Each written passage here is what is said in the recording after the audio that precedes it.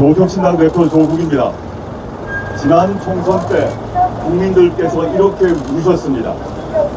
왜 나라를 지키려고 해병대에 간 젊은이가 그렇게 어이없이 숨져야 했느냐? 왜 윤석열 대통령은 그 수사에 대해 경고했느냐?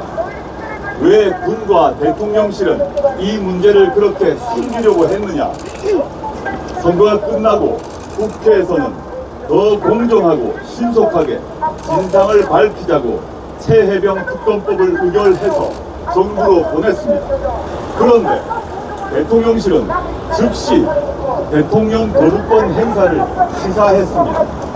이런저런 이유를 댑니다. 경찰과 공수처가 수사 중이기 때문에 절차가 끝나야 한다 라고 합니다. 안 그러면 직무유기랍니다. 이게 얼마나 터무니없는 말입니까?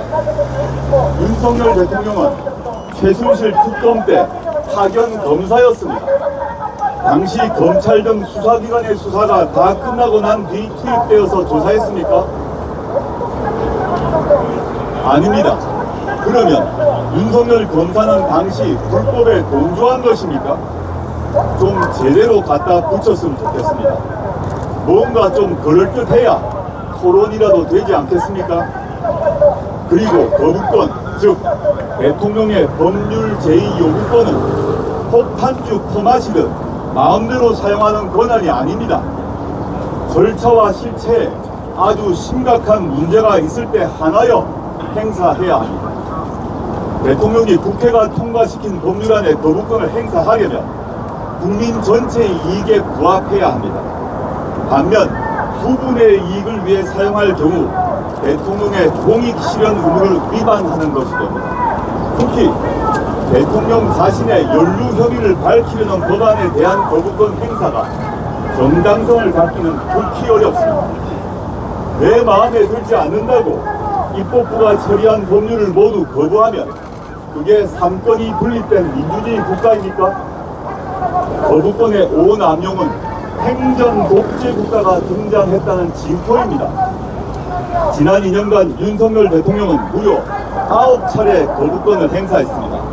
역대 대통령 중 이승만 대통령을 제외하고 벌써 1위입니다. 최해병 특검법은 거부권 적용 대상이 전혀 아닙니다. 당연히 진상규명을 해야 하는 사안, 진실을 밝히자는 것입니다. 책임자가 누구인지 밝혀서 책임을 묻자는 것입니다. 왜 거부하려고 하는 것입니까? 윤석열 대통령이 7월 31일 해병대 수사단의 수사 결과를 보고받고 이런 일로 사단장을 처벌하면 대한민국에서 누가 사단장을 할 수 있냐? 라고 경고하며 국방부 장관에게 전화했다는 의혹 때문입니까? 수사 외압에 관여한 사람들을 진급시키고 공천을 주고 영전을 한 것 때문입니까? 특검을 거부한 사람이 범인이다. 다른 누구도 아닌 윤석열 대통령 자신이 한 말입니다. 더 말할 것도 없습니다. 정부로 넘어온 최해병 특검 법안을 윤석열 대통령은 국무회의에 상정하고 심의 의결해 공포하십시오.